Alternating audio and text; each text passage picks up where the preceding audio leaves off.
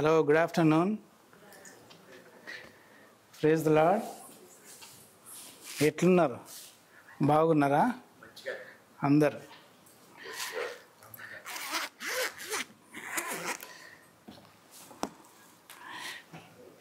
మనము బల్ల every week తీసుకుంటున్నాం కదా, ఎవ్రీ వీక్ కదా. బల్ల ఎందుకు తీసుకుంటామంటే రక్షించబడిన వారు వాళ్ళ రక్షణను కోల్పోకుండా దాన్ని జ్ఞాపకం చేసుకుంటూ బల్లను తీసుకోవాలి. ఒకవేళ బల్లను ఎందుకు తీసుకుంటున్నామో మర్చిపోతే దేవుడు జ్ఞాపకం చేస్తున్నాడు, యేసుక్రీస్తు ప్రభు జ్ఞాపకం చేస్తున్నాడు మనకు. ఆ రోజులలో ఎల్లప్పుడూ బల్లను ఆచరించేవారు. ఇశ్రాయేలు ఐగుప్తులో నుంచి బయటకు వచ్చిన తర్వాత దేవుని మందిరము, పరిశుద్ధ మందిరాన్ని ప్రతి ఒక్కటి కూడా పరిశుద్ధంగా ఉండాలని మోషేకు ఆజ్ఞాపిస్తాడు. ఎప్పుడు ఆజ్ఞాపిస్తాడంటే మోషే వెంబడి 70 మంది సహోదరులను మరి అతనితో కూడా ఉన్న వారిని తీసుకొని పర్వతాన్ని ఎక్కిపోయిన తర్వాత యేసుక్రీస్తు ప్రభువు రాకముందు ఈ జరిగిందన్నమాట. దేవునితో సంభాషణ. మోషేకు ఒక్కడే అక్కడ వేరే దగ్గర ఆ యొక్క 70 మందిని పెట్టేసి మోషే ఒక్కడే పర్వతం ఎక్కిపోతాడు. మేఘాలు కమ్ముకుంటాయి, అవన్నీ మనకు తెలుసు. అది 24వ అధ్యాయమా నిర్గమకాండం 24, 25, 25లో మందిరము ఎట్లాగా కట్టబడాలనో అక్కడ చూస్తాం మనం. కనుక మన జీవితంలో మందిరంలో ఉన్నప్పుడు మనము ప్రతి ఒక్క వస్తువు కూడా అతి పరిశుద్ధం. మనకు ఈడ ఉన్నాయన్నీ కూడా అతి పరిశుద్ధము. మరి పరిశుద్ధంగా జీవించాలంటే ప్రభు మాటలు విని పరిశుద్ధంగా జీవించేది నేర్చుకోవాలి. అందుకొరకే యేసుక్రీస్తు ప్రభు బల్లను ఎందుకు పెట్టిండంటే ఆయన పరిశుద్ధుడు, పాపం లేనివాడు, పాపమును ఎరగని వాడుగా ఉన్నాడు. కాబట్టి ఈ లోకంలో ఎన్ని సంవత్సరాలు? 33.5 సంవత్సరాలు జీవించి నీ కొరకు నా కొరకు బలిగా అర్పించబడి ఆ బలియాగాన్ని గుర్తు చేయడానికి ఆయన బల్ల మన ముందు పెట్టాడు. మన జీవితంలో చాలా సమస్యలు వస్తాయి. సమస్యలు రావని కాదు, ప్రభువు మనకేం చెప్తున్నాడంటే ఇరుకులు, ఇబ్బందులు, కష్టాలు, మనుషులు కూడా మనల్ని చంపుతారు. దయచేసి భయపడద్దు. భయపడకుండా దేవుని కొరకు ఖచ్చితంగా నీ రక్షణను కాపాడుకోవాలని ప్రభువు కోరుచున్నాడు. యేసుక్రీస్తు ప్రభు రక్షణ విషయం 2 సార్లు చెప్తాడు, దాన్ని కాపాడుకోవాలని. మన జీవితంలో రక్షణను కాపాడుకోకుండా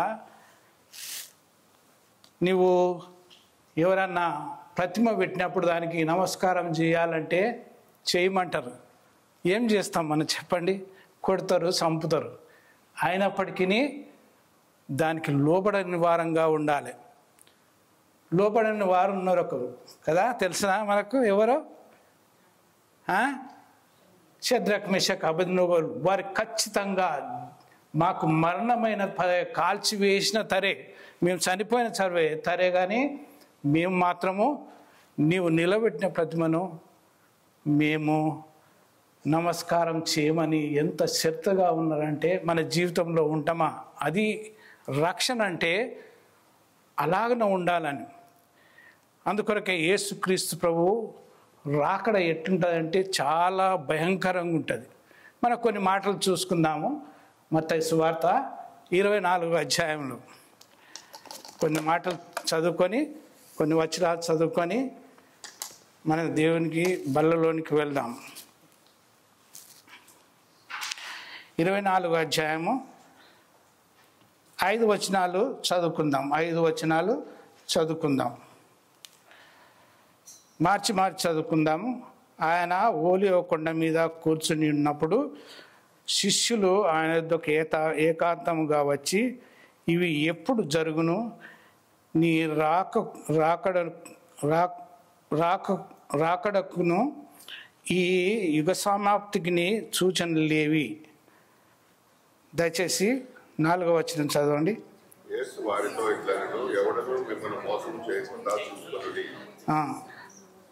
అనేకులు నా పేరిట వచ్చి నేనే క్రీస్తునని చెప్పి పలువురిని మోసపరుచుదురు. మరియు యుద్ధములను గురించియు సుశమన సమాచారం గురించియు మీరు వినినప్పుడు కలవరపడవద్దు. ఇవి జరగవలసినవి కానీ అంతము వెంటనే రాదు. చాలు. ప్రేమగల పరలోకమందున్న తండ్రి, నీ సత్యవాక్యం కొరకై వందనాలు స్తుతిస్తోత్రం.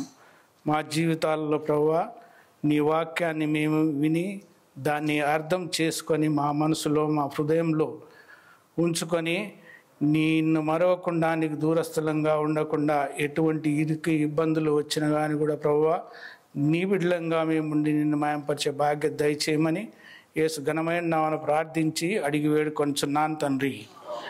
దయచేసి ఈ మాట చదవండి. దానియేలు గ్రంథము 3వ అధ్యాయం 16వ వచనం. దానియేలు 3వ అధ్యాయము 16వ వచనం. శద్రకును మేషకును అబేద్నెగోయు రాజుతో ఇలాగు చెప్పారు, నెబుకద్నెజరు ఇందుని గురించి నీకు ప్రత్యుత్తరం ఇయ్యవలెనన్న చింత మాకు లేదు. చూడండి, ఇక్కడ ఒక దేవునికి నిజమైన దేవుని గురించి షరతుగా ఎట్లా మాట్లాడుతున్నారో తెలిసిన. ఏమంటున్నారంటే, ఓ నెబుకద్నెజరు రాజు, నువ్వు పేరు పెట్టి పిలిచినట్టుగా చూస్తున్నాం. మన రాజు ఈ రాజు కంటే మహానీయుడు, మహోన్నతుడు కదా.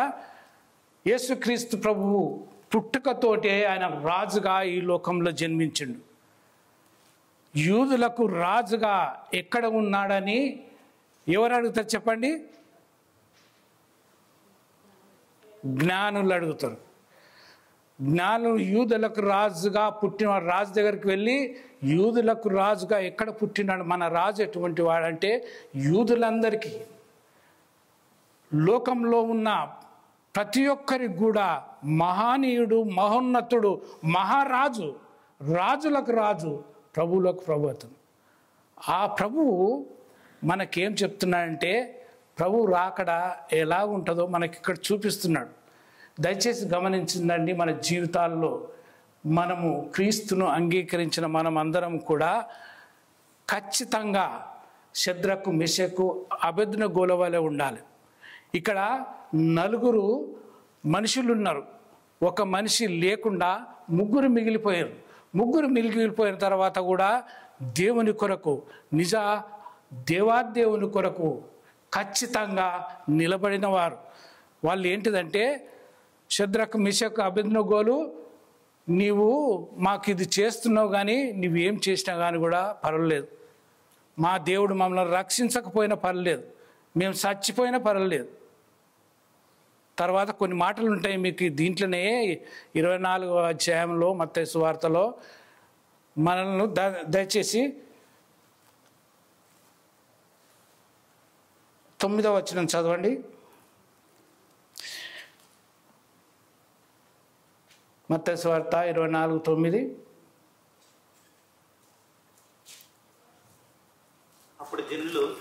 అప్పుడు జనులు మిమ్ములను శ్రమల పాలు చేసి చంపెదరు. చూడండి, మనలను శ్రమల పాలు చేసి చంపేదారు. ఎవరు చెప్తున్నారంటే, శిష్యులు ఏకాంతంగా వెళ్ళినరు. ఆయన అడుగుతున్నాడు, ఇవన్నీ ఎప్పుడు జరుగుతాయి? ఏకాంతంగా వెళ్ళిన తర్వాత మీకు ఇవి జరుగుతాయి. ఏమి మిమ్మలను చంపుతారు కూడా. దాని తర్వాత చదువు బ్రదర్. మీరు నా నామము నిమిత్తము సకల జనములు అంటే ఎవరు? యేసుక్రీస్తును అంగీకరించని వారందరూ కూడా జనులు. అంటే లోక సంబంధమైన వారు. జనులు మనల్ని హేళన చేసేవారు, మనల్ని చంపేవారు, మనల్ని శిక్షించేవారు, వారందరూ కూడా జనులతోటి మనల్ని హింసిస్తారు, చంపుతారు. అప్పటి కూడా మనం షరతుగా నిలబడాలి. 12వ వచనం బ్రదర్. అక్రమము విస్తరించుట చేత అనేకుల ప్రేమ చల్లారు. యేసుక్రీస్తు ప్రభు రాకడకు ముందు అక్రమం చాలా జరుగుతుంది. మనలో జరగదని సమస్య కాదు. ఎంతమంది నిజంగా లివాడతామో తెలియదు. ఎంతమంది దేవుని కొరకు నిలబడతామో తెలియదు. నేను ఒక్కొక్కసారి అనుకుంటా, నా నిద్రలు కూడా పండుకున్న ఎప్పుడు మేలుకొచ్చినా ఆయన దేవుణ్ణి అడుగుతాను. నేను దేవా, నేను మంచిగా ఉన్నా, నా జీవితంలో నేను ఎట్లా సాక్షిగా ఉండాలి నాకు నేర్పించమని అడుగుతాను. నేను ఎలాగనో ఉండాలి నేర్పించమని అడుగుతాను. కనుక మన జీవితంలో పదే పదే ప్రభువును జ్ఞాపకం చేసుకొని ఆయన రక్షణ మనకిచ్చిండు, మనకు ఉచితంగా ఇచ్చిండు. మనం డబ్బులు పెట్టలేదు, మనం అతని దగ్గరికి వెళ్ళలేదు, క్రీస్తు దగ్గరికి మనం ఎవరం వెళ్ళి ఆయన మన దగ్గరకు వచ్చాడు. మనం చూడలేదు, చూడకున్నా కానీ కూడా వాక్యం ద్వారా మనమందరం కూడా క్రీస్తుని ఎరిగి క్రీస్తుని నమ్ముకున్నాం. క్రీస్తు ప్రభువును చూసిన వాళ్ళం ఎవరన్నామా? ఇక్కడ ఎవరం కూడా చూడలేదు.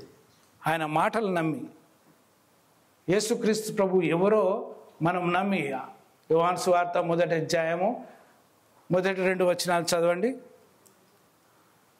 ఆది యందు వాక్యం అంటే వాక్యము దేవుని యొద్ద నుండెను, వాక్యము దేవుడై ఉండెను, ఆయన ఆది యందు దేవుని యొద్ద ఉండెను. ఎవరున్నారంట ఆది యందు? ఆయన ఎవరు? యేసుక్రీస్తు ప్రభు ఆది యందు వాక్యంను వెల్లడపరిచిన వాడు, భూలోకాన్ని సృష్టించిన వాడు. అప్పటి నుంచే క్రీస్తు యేసు ప్రభు దేవునితో సహవాసం కలిగి ఉన్నవాడు.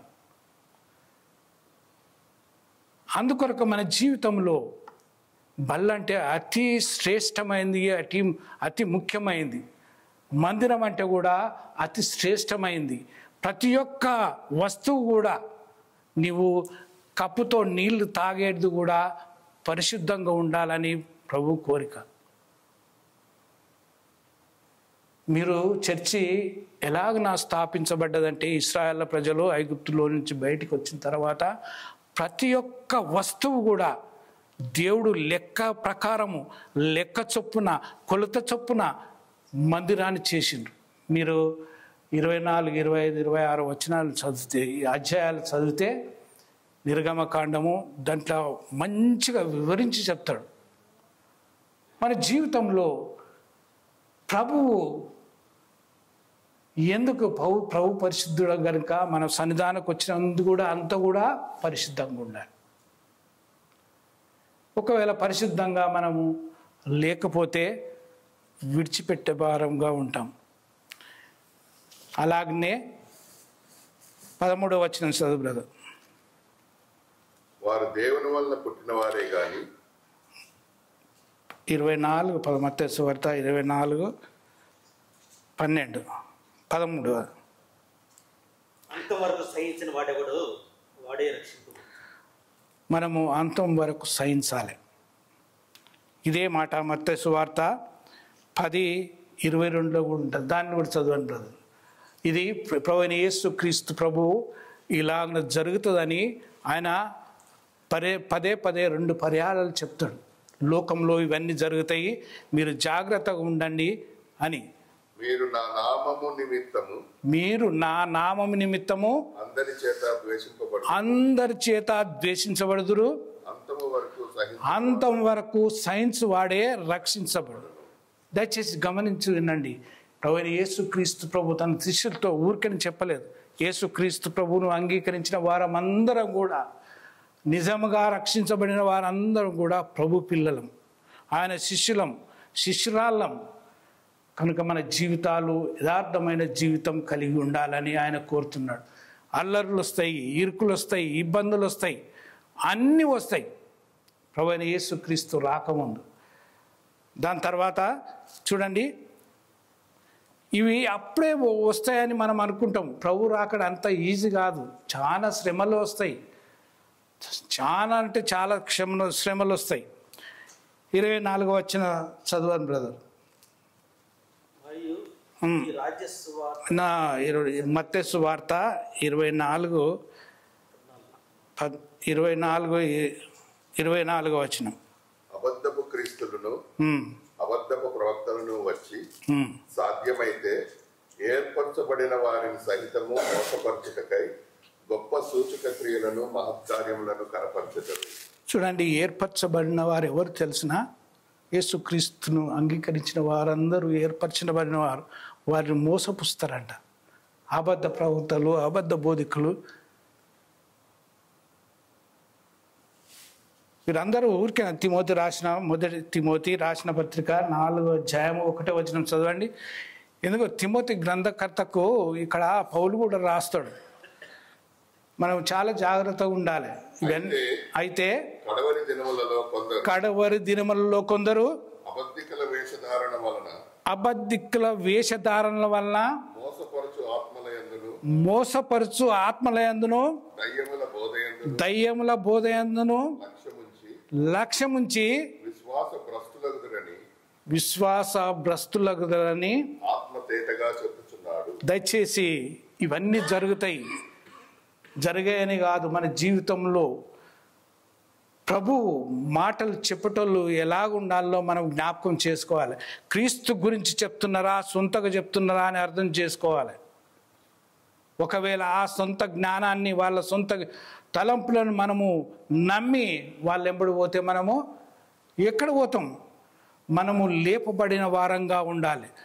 లేపబడని వారంగా ఉండకుండా లేపబడే వారంగా ఉండాలి. బహు జాగ్రత్తగా ఉండాలి.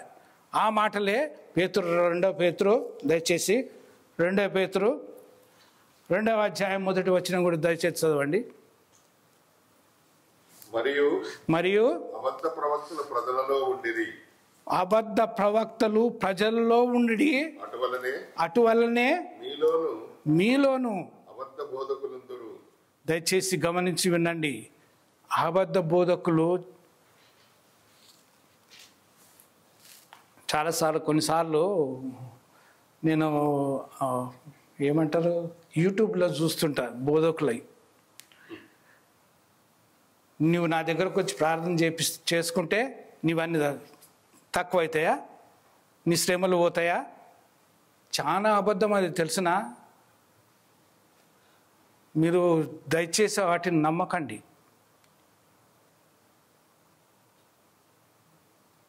నీ విశ్వాసంతో నీ ప్రార్థన చేస్తే నిన్ను నీవు మార్చుకోగలవు. కానీ వేరే వాళ్ళు చెప్తే నా దగ్గరకు వచ్చి నేను డబ్బులు ఇస్తే నేను ప్రేయర్ చేస్తా, డబ్బులు ఇస్తే ప్రేయర్ చేస్తే పోతుందా? అయ్యో దేవుడా, మన జీవితం ఎట్టుంది? జాగ్రత్త. దేవుని వాక్యం ఉచితంగా ఇచ్చిండు మనకు. దేవుడు ఉచితంగా మనం రక్షించుకున్నాడు. ఉచితంగా పని చేయాలి దేవుని పని. లాస్ట్ టైం కూడా చెప్పినావు ఈ మాట. దేవుడు మనల్ని ఉచితంగా ప్రేమించిండు, ఉచితంగా అన్ని ఇచ్చిండు. మీరు వెళ్ళేటప్పుడు సువార్త ప్రకటించినప్పుడు నేను ఉచితంగా ఇచ్చినా మీరు ఉచితంగానే చేయాలి. ప్రిన్స్ అన్న ఇండియాకు పోయిండు, మరి ఉచితంగా వచ్చిండో ఉచితంగా చెప్పొచ్చిండో నాకు I don't know anything about it.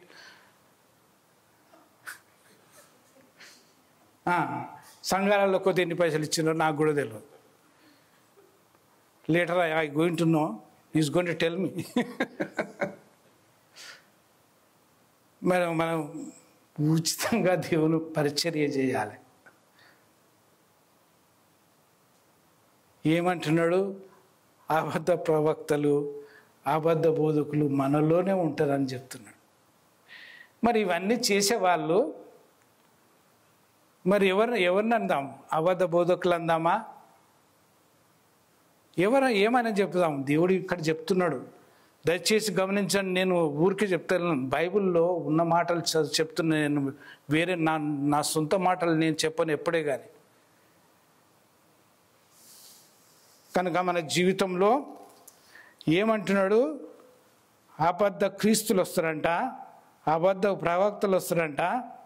సాధ్యమైతే ఏర్పరచబడిన వారిని అందరినీ కూడా మార్చడానికి వాళ్ళు చూస్తుంటారు. మన జీవితంలో దేవుని వాక్యము కరెక్ట్గా చదివి అర్థం చేసుకొని జీవించాలని ప్రభు కోరిక. ప్రభువైన యేసుక్రీస్తు ప్రభు ఏమంటున్నాడంటే, అంతం వరకు నేను ప్రేమతో మీ దగ్గరకు వచ్చి మిమ్మల్ని ప్రేమించి నా రక్తం కార్చి నా రక్తాన్ని సమస్తాన్ని మీకు ఇచ్చి నా జీవితం ఎట్లుండనో కొద్దిగా నేర్చుకోండి అయ్యా, నా రక్షణను మీకు ఇచ్చి వెళ్ళిపోతున్నా, దయచేసి ఆ రక్షణను కాపాడుకోండి అని చెప్తున్నాడు. ఒకవేళ కాపాడుకోకుంటే అది కూడా చెప్తున్నాడు. దయచేసి మత్తయి సువార్త 24:37 వచనం దయచేసి చదవండి. 35 దయచేసి చదవండి. ముందుగా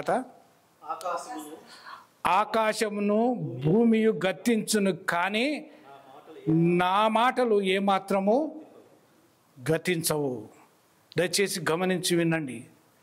ఆ మాట చెప్తూ ఏమంటాడంటే 37 వచనంలో,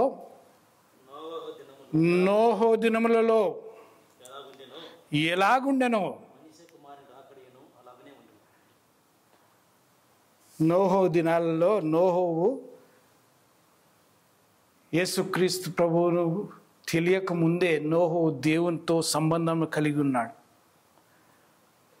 ఎలాంటి సంబంధం అంటే లెమెకు కుమారుడైన నోహోవు ఆ రోజుల్లో ఈ భూమిని అంతా శపించిందంట. లెమెక్ టైంలో ఈ యొక్క నోహోవు పుట్టినప్పుడు ఏమవుతుందంటే ఈయన శాంతి పరుస్తాడని ఈయనకు నోహో అని పేరు పెడతారు. దయచేసి చూడండి, ఆది కాండము 6వ అధ్యాయము 5వ అధ్యాయము, ఆది కాండము 5వ అధ్యాయము 29. భూమిని యెహోవా శపించినందువలన భూమిని యెహోవా శపించినందువలన కలిగిన మన చేతుల కష్టము విషయములో మన పని విషయములో ఇతడు మనకు నెమ్మది కలుగజేయననుకొని అతనికి నోవహు అని పేరు పెట్టెను. నోవహు అంటే నెమ్మది కలుగజేసేవాడు. మనకు తెలుసు నోహు దినంలో ఏమైందో. నోహు ఓడ దేవుడు చెప్పిండు, ఆయన ఒక్కడే నీతిమంతుల్లాగా ఉంటాడు. నేను అనుకుంటా నోహు జీవితం మనకు ఉన్నదా అని అనుకుంటాను. మొట్టమొదట నరులందరూ చెడిపోయారు కదా. 5వ వచనం చదువు బ్రదర్.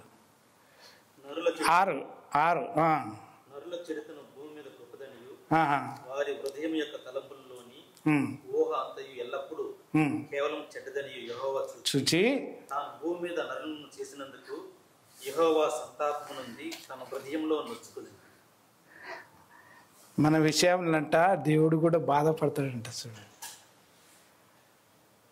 కొన్నిసార్లు మనం చిన్న ఎవరన్నా మాట అంటే మనం నొచ్చుకుంటాం, బాధపడతాం కదా.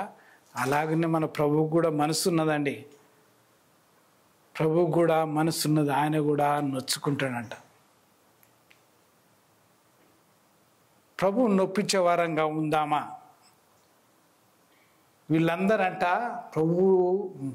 ప్రభువు నొప్పించిందంట. ఎవరాలు? దేవుని నమ్మని వారు. వీళ్ళందరూ ఆదాము సంతానం. ఆదాము సంతానము కదా. ఆదాముకి ఎంతమంది పిల్లలు?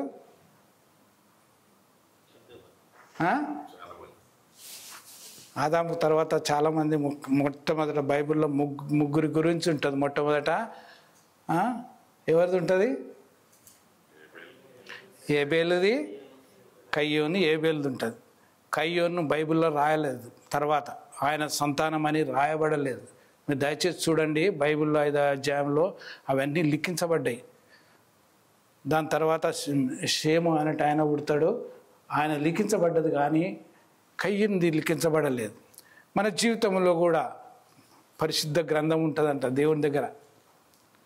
ఆ పరిశుద్ధ గ్రంథంలో మన పేర్లు లేకుంటే ఏమంటాడు?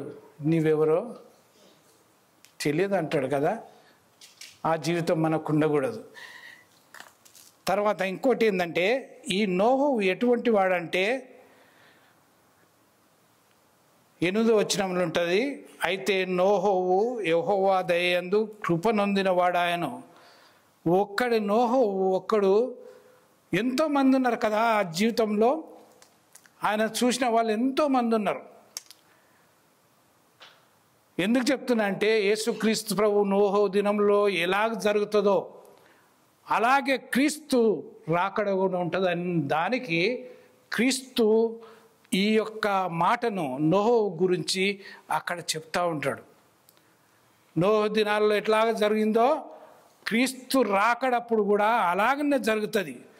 నోహుకు ఓడ నిర్మించమని దేవుడు చెప్పినప్పుడు దేవుని మాట నోహు వింటాడా వినడా చెప్పండి? వింటాడు. దేవుడు చెప్పిన రీతిగా చేస్తాడు. ఎన్ని రోజులు చేస్తాడు ఎవరికైనా తెలిసినా?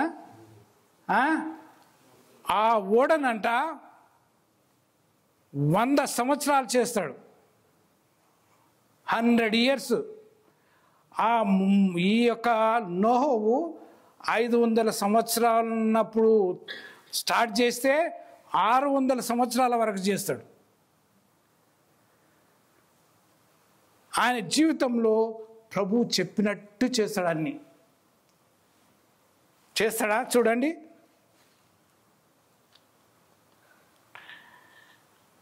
7వ అధ్యాయం 5వ వచనం చదవండి. 7వ అధ్యాయము.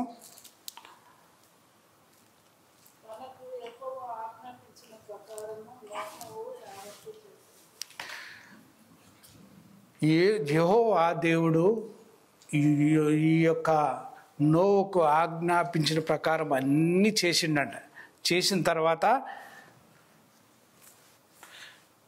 7వ వచనం కూడా చదవండి.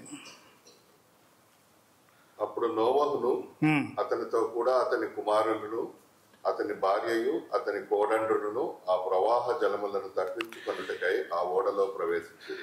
ఎంతమంది ప్రవేశించారు? 8 మంది కదా. దానికి ముందు 6వ వచనం చదవండి. నోహోవు ఏ సంవత్సరం నా ఓడలోనికి వెళ్ళిండో? ఆ జల ప్రవాహము భూమి మీదకి వచ్చినప్పుడు నోవహు 600 ఏండ్ల వాడు. 600 ఏండ్లు అంటే 100 సంవత్సరాలు నోహు ఆ ఓడను చేసిండు. అప్పటి కూడా లోకంలో ఉన్న ప్రజలు హేళన చేసిండ్రు. నోహు సువార్త ప్రకటించిన కానీ కూడా ఇది మునిగిపోతున్నది, ఈ లోకమంతా నాశనం అయిపోతున్నది అన్న కానీ కూడా హేళన చేసిండ్రు. వాళ్ళు ఎట్లున్నారంటే ఎంజాయ్ చేస్తున్నారంట.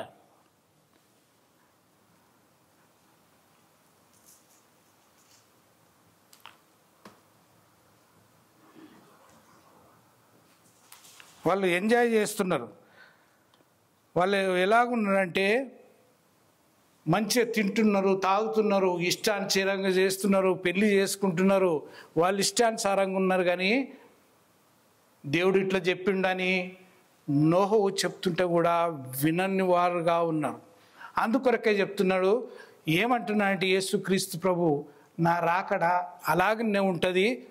ఇక్కడ నోహు కుటుంబం ఒక్కటే ఎత్తబడ్డది. నోహు కుటుంబము ఒక్కటే ఎత్తబడ్డది. అందరూ కూడా పాతాళానికి వెళ్ళిపోయారు, పశువులతో సహా. ఎప్పుడైతే దేవుడు ఏదైతే చెప్తాడో ఆయన చేసిండు కాబట్టి చేసినవన్నీ కూడా బ్రతికినట్టుగా చూస్తాం. మన జీవితాల్లో కూడా దేవుని మాట విని ఆయనను వెంబడిస్తే మనకు ఎన్నో మేళ్ళు జరుగుతాయి. అందుకొరకే ఈ మత్తయి సువార్తలో ఊరికేనే యేసుక్రీస్తు ప్రభు శిష్యులతో చెప్తలేడు. కనుక మన జీవితంలో నోహు దినాల్లో ఎట్లొచ్చిందో క్రీస్తు రాకడ కూడా అలాగే వస్తుంది. ఏ శ్రమలు వస్తాయి, ఇరుకులు వస్తాయి, ఇబ్బందులు వస్తాయి, కష్టాలు వస్తాయి, నష్టాలు వస్తాయి. అన్నిటి కూడా ఎవరి మీద భారం ఏమన్నాడు? అరే పిల్లలారా, అందరు నా నెత్తి మీద పడేసేయండి, మీరు మీ బాధలని నా నెత్తి మీద పడేసి నా నెత్తి పగిలిపోతే పర్వాలేదు, మీరు మంచిగా ఉండాలని ఆయన కోరుతున్నాడు. What a wonderful God we have. ఎంత మంచి దేవుడు మనకున్నాడు తెలిసిన. ప్రేమ గలవాడు, కృప గలవాడు, మన ఆయుస్సును పొడిగించేవాడు, మన జీవితాలను బాగు చేసేవాడు, దేవుని రాజ్యానికి చేర్చేవాడు, ఎత్తుకొని పోయేవాడు. అప్పుడు ఎట్లా వస్తాడంట? ఇవన్నీ ఈ నోహు కాలం జరిగినట్టు ఆయన ఆపద రాకముందే మమ్మల్ని అందరినీ మేఘాలపైకి తీసుకుపోతాడు. ఏర్పరచబడిన వారందరూ సమకూర్చబడతాడు ఒక్క దగ్గర. వారందరూ కూడా మేఘాల పైన దేవుడు తీసుకుపోయిన తర్వాత అప్పుడు జలప్రవాహం ఎట్లొచ్చిందో అగ్ని భూమి మీదకి వస్తుంది. ఒక్కరు కూడా ఈ లోకంలో ఉండరు. మన జీవితంలో ఎలా ఉండాలనో మనం చూసుకుందాం. మొట్టమొదట క్రీస్తుకు లోబడాలి. రెండవది ఆయన రక్షణను కాపాడుకోవాలి. మూడవది మన మీదకి శత్రువులు వస్తారు, ఇరుకులు, ఇబ్బందులు, కష్టాలు, నష్టాలు వస్తాయి. అబద్ధ ప్రవక్తలు వస్తారు, అబద్ధ బోధకులు వస్తారు. ఏం చెప్తున్నారో మనం గమనించి బైబిల్ ఏం చెప్తున్నది, బైబిల్ మాటలు ఏం చెప్తున్నారో అది సరిగా చూసుకొని మనం ప్రభువును వెంబడించాలి. మన జీవితాలు సరిగ్గా ఉండాలంటే, నా జీవితం కూడా సరిగ్గా ఉండాలంటే ప్రభువును చూస్తూ ఆయన త్రోవను వెంబడించాలి. ప్రభువైన యేసుక్రీస్తు ప్రభు నీ కొరకు నా కొరకు బల్ల అందుకొరకే పెట్టిండు. మీరు ఎట్లా ఉన్నారు? ప్రభులో సరిగా ఉన్నారా లేరా? లేకుంటే పరీక్షించుకుందాం. పరీక్షించుకొని మన జీవితాలను సరిచేసుకుందాం. మన జీవితాలను సరిచేసుకొని ప్రభువైన యేసుక్రీస్తు ప్రభు ఈజ్ కమింగ్ వెరీ సూన్ కదా, నేను త్వరగా వస్తున్నాను అంటున్నాడు. మనకు ప్రకటన గ్రంథంలో అక్కడ 3 సార్లు చెప్తాడు ఆ మాట, నేను త్వరగా వస్తున్నాను. మీరు రెడీగా ఉండండి, మిమ్మల్ని తీసుకుపోనీకే మీరు అందరూ కూడా రెడీగా ఉండండి అని చెప్తున్నాడు. మనం ఉంటామా మరి? ఉందామా వద్దా? మనం ఉండి నోహో జీవితం కలిగి నోహో చెప్పిన మాటలు విన్నాడు, ఎత్తబడ్డాడు. దేవుని రాజ్యంలో ఎత్తబడినట్టు మనం కూడా ఎత్తబడి మేఘాల పైన వెళ్దామా?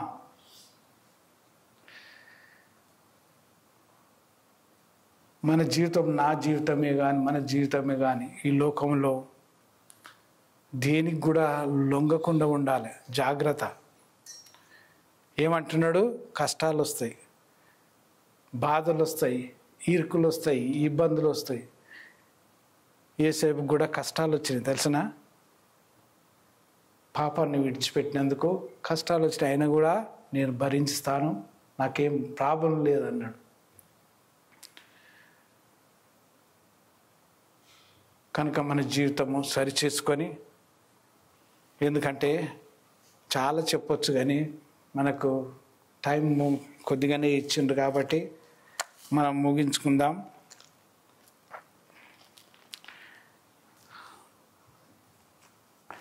కనుక మన జీవితంలో ప్రతి ఒక్క విషయంలో కూడా ఆయన రక్షణను కాపాడుకొని ఆయనలో ఉండి ఆయనను మయంపరచాలని ప్రభు కోరుచున్నాడు. ఈ వాటలు ప్రభు దీవించును గాక.